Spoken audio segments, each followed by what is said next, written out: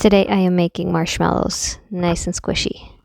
I start by placing my egg whites in the mixer bowl, and I am not starting the mixer just yet. Water goes in the pot, and so does the sugar. My recipe called for glucose, but I didn't have any at home, so I decided to skip it, and that came back to bite me later. I'm making sure that none of the dry sugar touches the sides of the bowl, and that will help me not crystallize the sugar while it's cooking.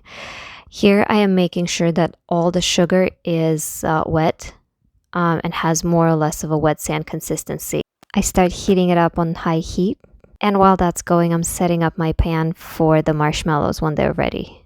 I spray the parchment, spray my frame, make sure everything is coated and ready to go. I check my sugar temperature and it is at 250 Fahrenheit. You can't really see it there because of the steam, but that's what the thermometer is reading, and that's when I start the mixer on medium speed. While the mixer is going, I let my sugar keep cooking, and I want to make sure that it's cooked to 280 degrees. That's going to take just a couple more minutes, so see, it's ready to go. I take it off the heat, and let me show you what the egg whites look like at this point. So they're nice and whipped. You can see they have a little bit of texture, but not too much.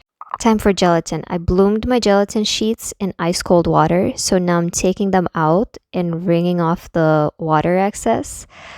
I'm adding the gelatin directly into my syrup, mixing it up really well, and I'm going to stream that very slowly into my whipping egg whites.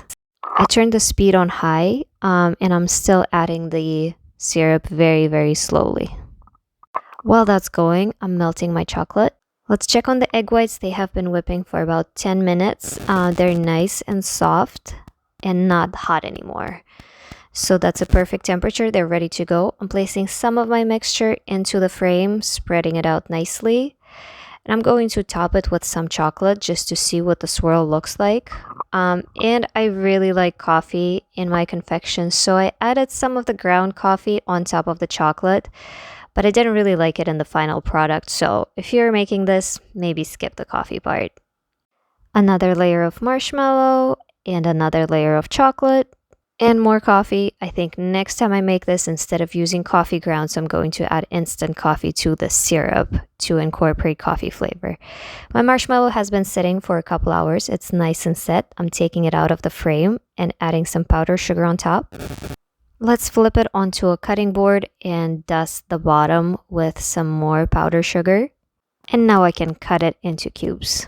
Now let me tell you why not adding the glucose made a huge difference. After a day or two of sitting out at room temperature, my marshmallows became really crusty.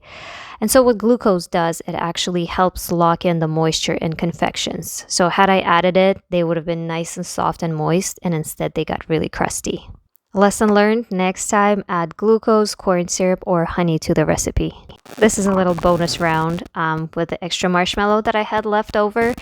I was trying to make some cute daisies. This is my piping bag. I am getting it ready to fill with marshmallow fluff. I'm outlining my mug to the size of the daisies that I want to make, flipping it over. This is the marshmallow mix that I had left over. I'm placing some in the piping bag and the rest will be colored. So I have some orange food coloring, some red food coloring, and some green just for fun. I'm keeping all of my mixes in a crock pot on low setting so that they don't set on me. Now that my mixes are ready, I'm ready to pipe. So I'm piping little daisies, white petals, and orange center. They look cute so far, but I thought I could make them even cuter by adding little faces. I think I should have probably stopped before I did the faces, but I didn't.